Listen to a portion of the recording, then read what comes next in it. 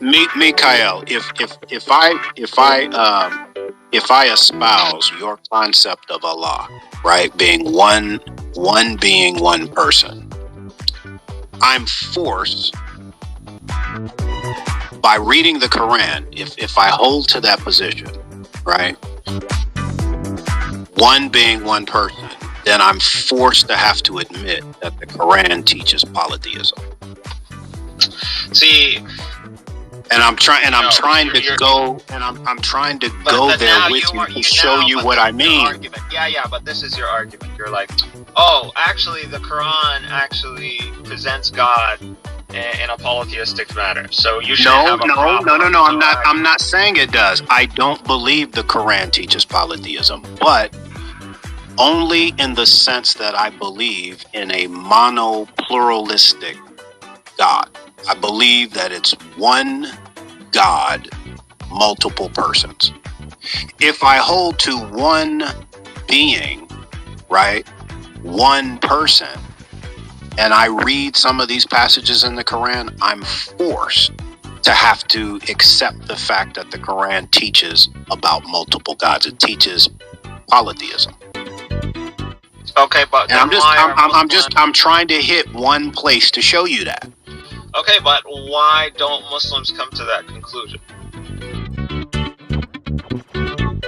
Because you're not objectively reading the scriptures. Well, that and that Muslims would have to, because when they're reading the Quran, they would believe that Allah is unlike creation.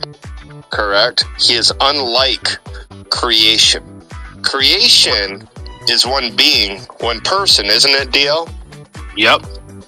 So if Allah is unlike creation, then Allah could not be a one being, one person like his creation, then could he, DL? Not at all. So why is this Muslim trying to commit shirk and attribute something to himself that is only attributed to Allah? That would be the one being, one personhood. I'm going to tell you right now, Brother Chris, I have never seen a Muslim so scared to associate his own scriptures. We're not, because I feel like what we're afraid of. Mikhail, it's so easy to defeat these ignorant Christians. Just do it. It's to just try to have a theological discussion before we go into scripture, to understand where we fundamentally don't want to go and that's what it is. Revelation of Allah. But that's the whole point that I'm trying. This is the perspective I'm trying to Mikael, I'm going to read it. But even if you don't want to hear it. So mute up. It's not about reading, but before you do mute up. Now I'm going to read it for the sake of the audience. I have my replays on. So this is Surah, Ayah 70, Ma'arij, right?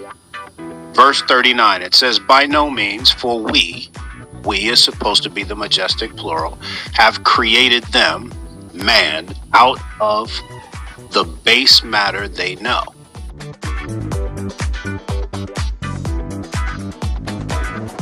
Verse 40, now went from we to I. Notice how the personal pronoun changes. Now I do call to witness the Lord of all points in the east and the west, that we, goes back to the majestic plural, can certainly substitute for them better men than they, and we are not to be defeated in our plan.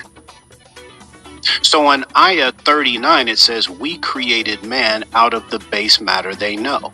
Now I, verse 40, do call to witness the Lord of all points in the east and the west. Now, who is Allah calling Lord of the east and the west? Once again, Mikael, if I hold to your concept of God, one being, one person, I'm forced to have to see that this is another God whom your Allah is calling to. Now, who's this Lord of the East and the West? I'm going to go over to Surah 73. We should have already been here. Verses 7 through 9, it says, true, there is for you by day prolonged occupation with ordinary duties, but keep in remembrance the name of your Lord and devote yourself to him wholeheartedly. He is the Lord of the East and the West. There is no God but he. Take him, therefore, for your disposer of affairs. But who's the I that's calling to the one and only God, Lord of the East and the West? Once again, if I hold to my concept of God, monopluralism, one God, multiple persons, I don't have a problem. But if I hold to your concept, Unitarian monotheism, one being one person, I'm forced to have to see this as teaching polytheism.